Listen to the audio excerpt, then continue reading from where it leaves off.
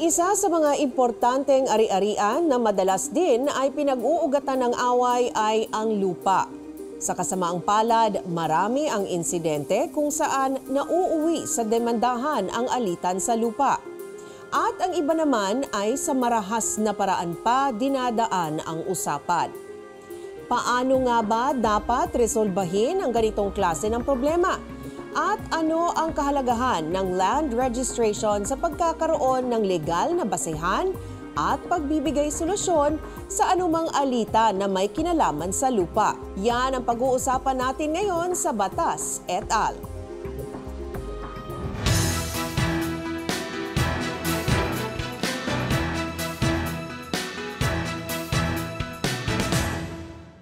Magandang araw at salamat sa patuloy ninyong pagsubaybay sa Batas et al. Ako po si Mencho Macapagal.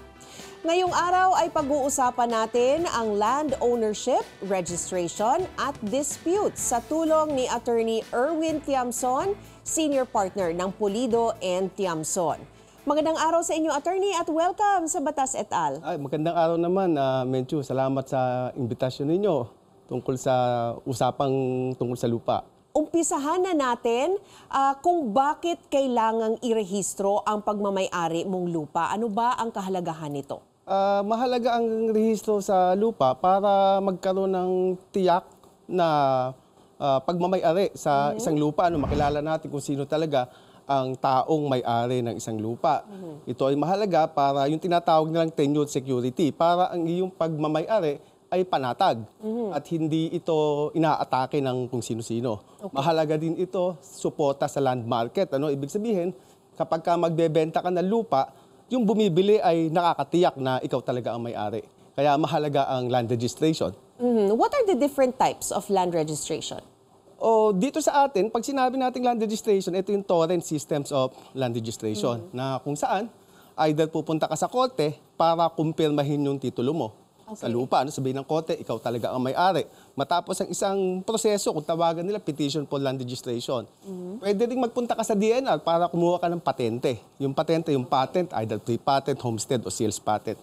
Yung DNR na mag-iimbestiga sa'yo at kung kwalipikado ka, bibigyan ka rin ng titulo ng DNR. Itong mga titulo na ito ay pwede mo ngayong ibigay sa ibang tao, ipamana, ibenta, titulo din yun, yung tinatawag nating transfer certificate of title. Okay. Yun yung land registration under the torrent system. Okay. Meron pa tayong isang registration, yun namang tinatawag na recording of unregistered land under section 113 ng PD 1529. Dito, walang titulo ang lupa mo.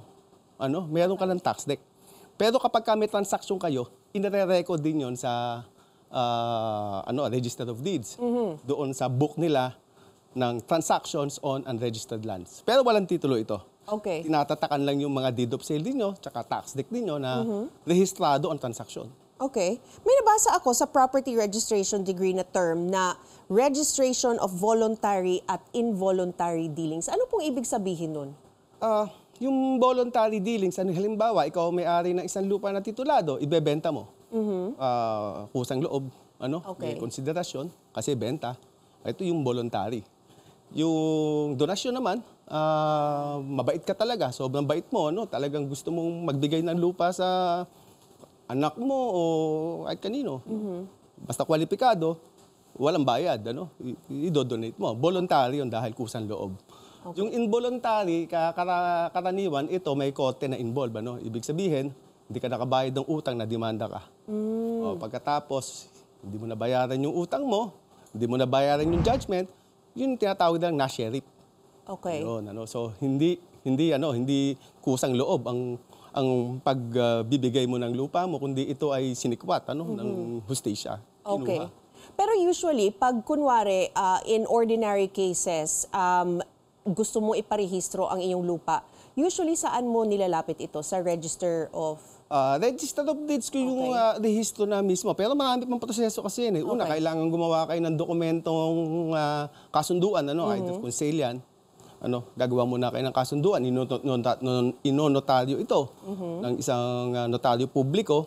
At pagkatapos, may babayaran ka mga taxes kasi dito. Okay. Dalawa yun. Bali, tatlo. Yung usang national taxes. yung local tax, tsaka yung registration fees. So, kailangan mo itong mabayaran para ma-rehistro mo yung transaction ninyo. Kung benta yan, edi ay benta mo. Okay, so yun lang yung usually na ipapakita mo ng mga dokumento bago mo maiparehistro. Bago mo maiparehistro, may checklist yan sa Register of Deeds. Kung agricultural lands, may mga hinihingi pang additional dyan, like yung dark clearance. Ano? Okay. So, depende sa klase ng lupa. Okay. So, importante rin rito no, yung pagsukat ng lupa. Sino ang authorized na gumawa nito at sino dapat ang magbayad sa pagpapasurvey ng lupa? Ang lupa, ang nagsasurvey niyan ay yung tinatawag natin geodetic engineer. Okay. So, hindi lahat ng tao pwedeng magsukat ng lupa. Kailangan geodetic engineer na rehistrado. Pero ang Pilipinas kasi, halos lahat ng bayan dito ay nakadasto na. Ibig sabihin, nasurvey na. So, kapag ka nasurvey na, pupunta ka lang sa DNR at kung may lote ka, malalaman yan, hahanapin yan. At hindi mo na kailangan kumuha ng surveyor unless ipapahati mo ito o ipapakonsolidate mo, subdivision consolidation. Kung gusto mo na 100% na malaman kung tama yung pwesto ng lupa mo, kumuha ka ng geodetic engineer. Pero pagkatapos i-survey, may inilalagay bang parang palatandaan sa Yung lupa? muhon. Muhon. Opo, lahat ng corner, kung tawagin nila, ay dilalagyan ng muhon. Okay. Usually, 4 ang muhon para makabuka ng isang polygon, makakuadrado. Minsan naman 5, 6. Basta ang nangyayari dito, makakagawa ka ng isang polygon. Yung 0.1 tsaka 0.7, kailangan magsasara yun. Yun yung muhon na nilalagyan natin. Ano bang itsura ng muhon? Para lang familiar yung mga tao kung anong hahanapin nila. Ano yan parang silindro. Okay. Silindro na parang malaking botelya ng ng water bottle na ganyan. Nakabaon 'yon. May exact dimension 'yon nasa Manual of Land Survey. Pero kumbaga sa mata, mga 6 inches in diameter na cylindrical round. Okay. Na nakabaon ito sa lupa. Sa lupa. Okay, so may pananagutan ba sa batas kung sakaling ilipat ang muhon o marker ng lupa? Paano kung paglipas ng panahon ay may tumubong puno sa pagitan ng dalawang private property?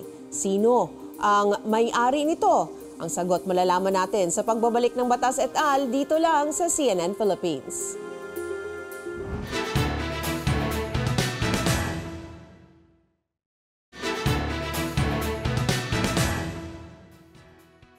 Nagbabalik ang Batas et al. Dito sa CNN Philippines. Pinag-uusapan pa rin natin ang ilang teknikalidad sa pagmamay-ari ng lupa at kung paano dapat iresolba ang alitan tungkol dito. Kasama pa rin natin si Attorney Erwin Tiamson, Senior Partner ng Pulido and Tiamson Law Office. So, Attorney, bago tayo magpatuloy sa ating kwentuhan, ano-ano muna yung batas na sumasaklaw sa land ownership and registration? O lahat ba ito ay nakapaloob na sa Presidential Decree number 1529 o yung tinatawag na Property Registration Decree? Dalawa yung pangunahing batas natin dito sa land ownership. Yung una, yung Commonwealth Act 141 o Public Land Act. Tsaka yung pangalawa, yung PD 1529 o yung Land Registration Decree. Yung Public Land Act, ito ang batas na siyang mahalaga kung paano isinasali ng Estado o ng gobyerno ang lupa sa mamamayan. Yung tinatawag natin original titling. Original titling. From the state or from the government to the people. Yun ang tinatawag. Public Land Act yan. Matapos maisalin ang titulo na ito ay inirerehistro sa PD 1529.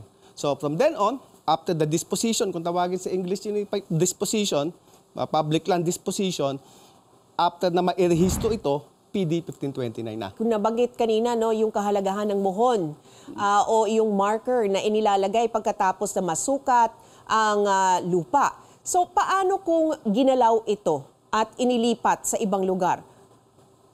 Bawal po yun. Hindi mo dapat ginagalawang muhon. Pero minsan, may mga aksidente na nagaganap. Minsan nawawala na yung muhon, hindi na mahanap. Lalo na yung mga muhon na napakatagal ng panahon. Pero usually naman may nakikitang isa o dalawa dyan. O halimbawa, may 7 muhon, 2 nakita. Dito, kailangan kang mag-remonument.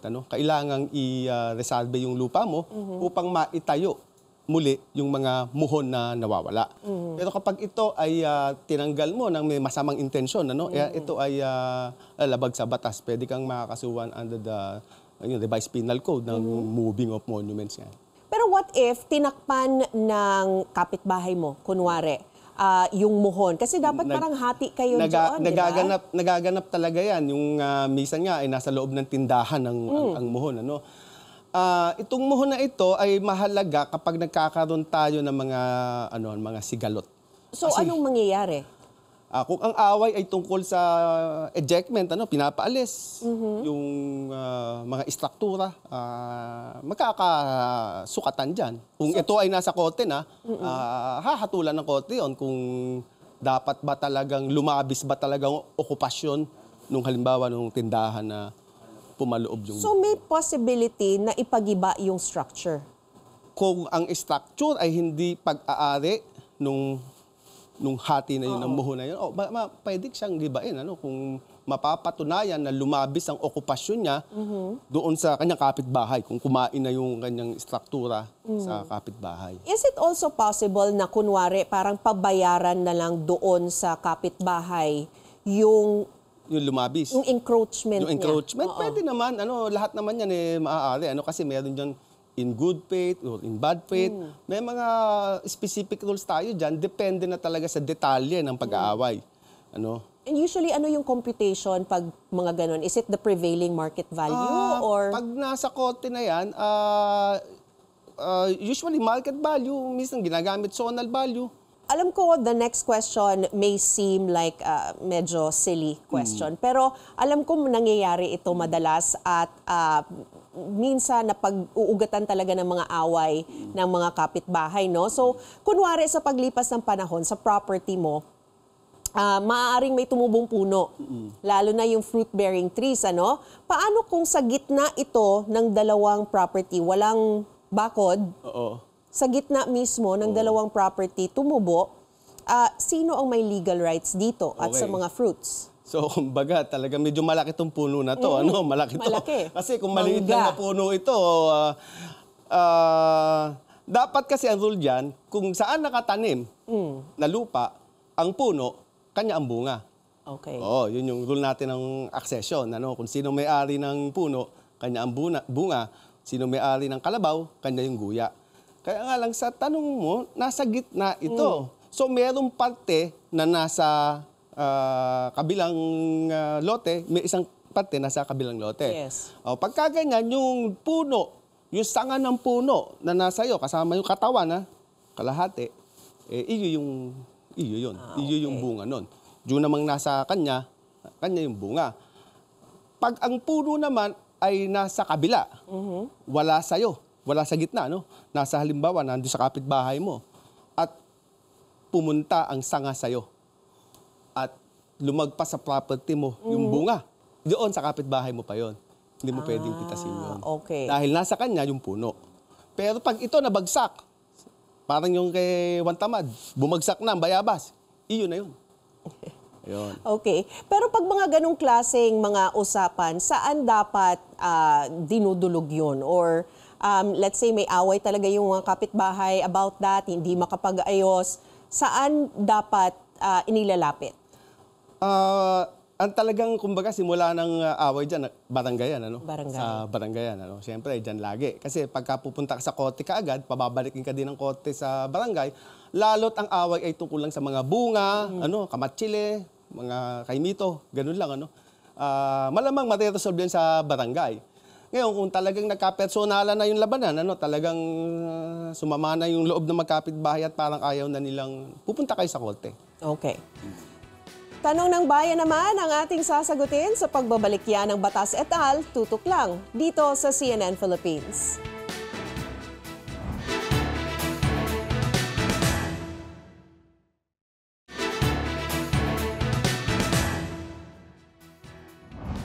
Kayo ay nanonood ng Batas et al. Dito sa CNN Philippines. Oras na para sagutin ang ilan pang katanungan tungkol sa pagmamay-ari ng lupa. Attorney, pwede po bang ibenta ang lupa kahit walang titulo? Pag sinabi natin walang titulo, ikaw pa din ang may-ari. Pag sinabi natin titulo, hindi pa nakarehistro sa torrent system. Pwede mong ibenta ito kung sa iyo. Kung sa iyo. Ibig sabihin ng wala kang titulo, dapat may patunay pa rin, dokumento na sa iyo. Ito, halimbawa, ang pinaka-ginagamit natin pangkaraniwan, yung tax declaration. Kung ang tax declaration nasa pangalan mo, may mga supporting document ka, mga dokumento na patunay na ibinenta sa iyo yan dati ng isang may-ari na wala ring titulo. Ito naman ay naibebenta. Ang registration nito ay under Section 113 ng PD 1529. Yan naman ay kinikilala ng pamahalaan na pwede kayong magbentahan ng walang titulo. Kailangan lang irerehistro nyo sa Section 113 o Dealings on Unregistered Lands. Pero paano napoprotektahan yung buyer? How do they make sure na talagang yung seller ay totoong owner? Kailangan mas masusi ang investigasyon mo sa ganitong klase ng transaksyon sapagkat ito ay hindi nakarehistro sa torrent system. Pag nakarehistro kasi sa torrent system, meron tayong tinatawag na indivisibility at saka conclusivity of title na pwede kang manangan sa nakalagay sa titulo at hindi mo na kinakailangan tumingin pa sa mga nakaraan ng titulo na ito. Kumbaga may may curtain kung tawagin nila. Pagka ang transaction ay tax declaration lang, walang indivisibility at walang conclusivity. Ibig sabihin, walang garantiya ang gobyerno. Hindi naman kapag walang garantiya ang gobyerno ay hindi na may-ari ang binibilan mo. Wala lang garantiya ang gobyerno. Kaya dapat doble ang investigasyon mo. Alright, attorney, narito ang isa pang tanong. Maaari bang angkinin ang lupa kung matagal ka nang nakatira rito? Kung ikaw ay naka-okupa dito ng matagal na at ito ay nakarehistro sa torrent system na sa iba, maaari kang mapaalis.